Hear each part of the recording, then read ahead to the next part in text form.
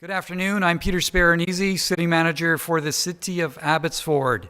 Mayor Henry Braun will be providing you with an update on the state of emergency, some of the repair works that have been completed to date, as well as an update on our emergency orders. I ask that you hold all questions until he's completed his remarks, and staff will be on hand with microphones as we'd like to capture your questions as part of this overall briefing. Please ensure you speak directly into the mic and loudly. So thank you, and over to Mayor Henry Braun. Thank you, Peter, and good afternoon, everyone. I'd like to start by acknowledging that we are located on the traditional territories of the Tsemeth, Matsqui, and Letkamal people. I'm Henry Braun, the Mayor of Abbotsford, and as you heard, joining me today is our City Manager, Peter Sparanese. Today we had more good news with the evacuation order being rescinded for properties north of Highway 1 between Sumas Way and Whatcom Road. This also includes the businesses directly east of Whatcom Road. It's important to note that while the order is rescinded, the area remains on alert for potential evacuation in the future. These are still areas of the Sumas Prairie that remain under an evacuation order and cannot be assessed at this time. Rapid damage assessments have been completed for the area where the evacuation order was lifted. These assessments advise whether or not the structure of a home or business is safe to re-enter, or if additional work is required before it is safe to enter. Each building has a placard on the front door to advise them of their assessment results, and as well as information on who to call for additional supports.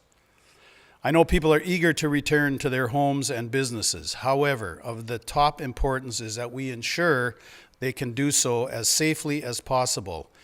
These rapid assessments are a step in the right direction, and I want to thank everyone who helped get this work done.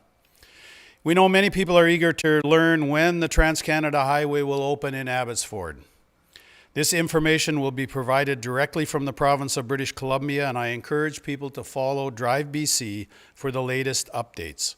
Earlier today, the Ministry of Transportation and Infrastructure announced that eastbound lanes on Highway 1 between Sumas Way or /Highway 11 east to Cole Road is open for emergency access only to agricultural operations in the area.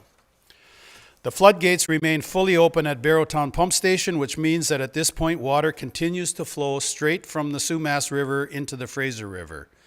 Crews continued throughout the night with repairs to the Sumas River dikes as we continue to build them below and above water.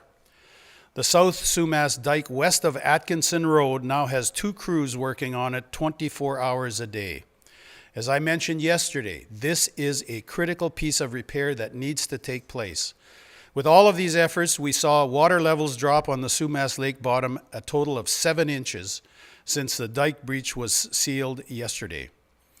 Canadian Forces military personnel continue to support our flood mitigation efforts. Troops are out supporting farmers with feed delivery, walking the dike in search of weaknesses, and cleaning some of the culverts. As of today, our structural engineers have assessed all accessible bridges that may have been impacted by the water levels, and our geotechnical engineers have inspected more than 88 kilometers of roads and 229 culverts. Again, we need water levels to abate to be able to continue much of this work, because there's still a big lake out there. Finally, we continue to work closely with other levels of government, including the Ministry of Agriculture, as they begin some of the recovery efforts and provide additional supports for our farmers. There's a lot of work still to be done. I've received notes from farmers who are incredibly grateful for how the agricultural community pulled together, and we saw that with farmers helping farmers, and that's what farmers do.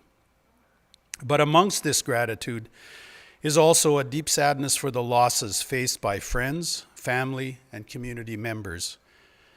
We know the ramifications of the events of this past week will be long-lasting. While each day we are starting to see more glimmers of hope and good news, we are still a long way from being out of danger. As I mentioned yesterday, we are closely monitoring the weather for the coming week. We continue to work with Emergency Management BC and Environment Canada on detailed weather projections so that we can utilize this information with our planning. It's day 8 for staff who are supporting our emergency response. They continue to work day and night to support our community, and I am so grateful for their dedication. I continue to hear from people who desperately want to help in this situation, and we are hoping to be able to share an update soon. We'll be sure to share it on our website at abbotsford.ca. Each day we will continue to share updates, facts, and photos during our press conferences on the Abbotsford website and our social media channels. That is my update for today, and I will take any questions you have. Yes? Could we get the mic over to you? Because especially with the mask on, I'm getting people saying they can't hear. Just wondering, the plans for the military moving forward in Abbotsford. Do you know any specific plans? I don't have specific plans for what the military is doing other than walking on our dikes, helping with debris and culverts, and I'm sure there's some other things happening at some point. I don't want to forget Matsqui Prairie. We have a flood over there too, but so anyways, there's lots of work to be done. Yes? Hi there. With the evacuation order rescinded for those properties north of the highway between Sumas Way and Whatcom, how many properties does that include? And how many are still on order, evacuation order in Abbotsford? In that area, none. It's on the north side of the freeway, so it starts to slope up. I don't know how many properties there are, but I'm guessing it's probably 1 kilometer long, maybe 1.5 kilometers. And how many still, remain on order outside of that area? I don't have that. The rest of Sumas Prairie, other than what we released or removed from Whatcom, or not Whatcom, Sumas Way West, the rest of the prairie is still under evacuation order. Okay, I was just wondering if you had a specific Well, number. it's roughly 22,000 acres. It's a lot of land.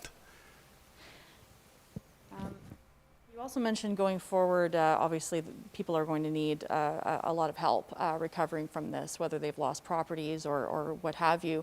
That's obviously going to be a very big job. You hinted at there's going to be some way people can help. Give me a sense, or can you give us a sense of just how large an effort that will be to make sure everybody's able to get back on their feet and repair all the damage to homes and properties? This is going to be a monumental task. At this point, we haven't really, we've thought about some things, but we are singularly focused on the flood event, which we are still in, and the critical repairs that have to be made before the next weather system comes. So while we've addressed somewhat our minds to that is still a ways away, but that is going to take a long time. If we look at other floods, people are in a recovery mode for years. And I think this will be the same. Anyone else? Appears not. Thank you very much. And our next update will be tomorrow at 2 p.m. Thank you for being here.